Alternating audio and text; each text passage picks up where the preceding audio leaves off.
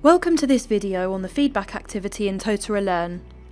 As course creators, we all know how important learner feedback is.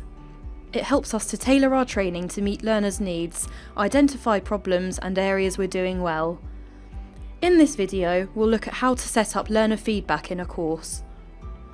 I want learners to complete feedback at the end of this course, so I'll add a new feedback activity to the final topic. Give the feedback a name which appears on the course page and an optional description. On the rest of this page, you'll determine how the activity works. In the Question and Submission Settings section, you can decide whether users' feedback is anonymous and whether they can complete the feedback more than once.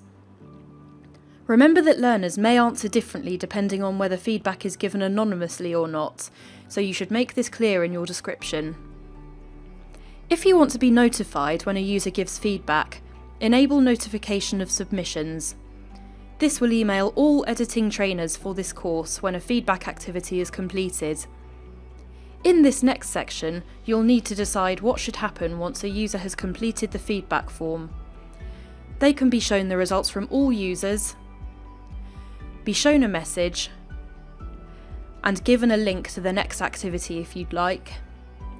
This helps to make sure that giving feedback doesn't interrupt the flow of your course. You may wish to restrict access to the feedback form until learners have completed the course or completed certain activities. I'll say that learners must have completed the course quiz before they can access the feedback. If completion is important to you, tell the system how the activity should be marked as complete in this section. For example, you might not release learners' certificates until they've provided feedback. I'll say learners must have submitted the form to mark it as complete.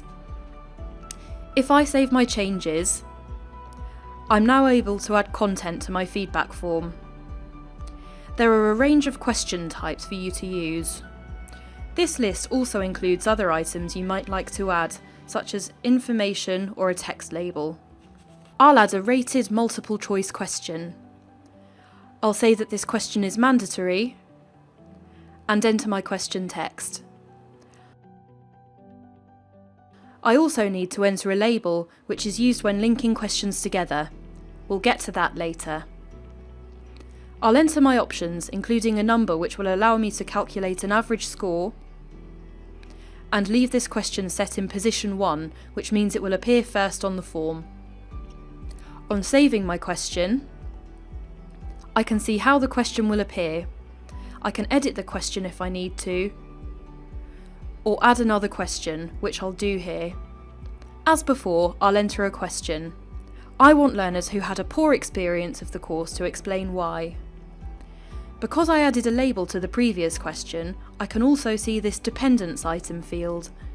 This field allows me to create relationships between questions. In this case, I'll say that the dependent item is the previous question, and say that users should only see this question if they entered poor in the previous one. I'll save my question, and that's been added to my feedback. I can easily move the questions around using this move icon. Of course, it wouldn't make sense to do this here, as the second question is only relevant to certain users depending on their answer to the first question.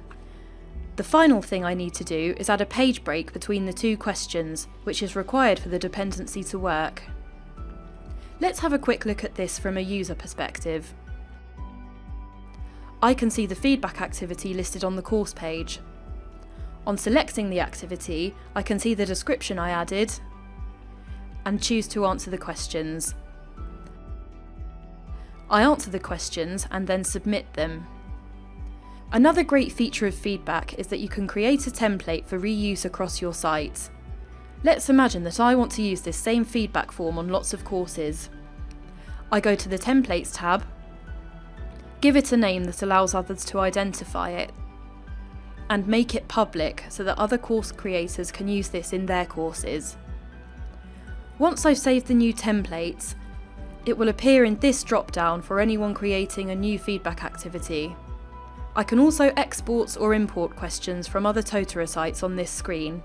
So that's creating a new feedback activity, adding questions to it, viewing those questions and using them as a template across your site.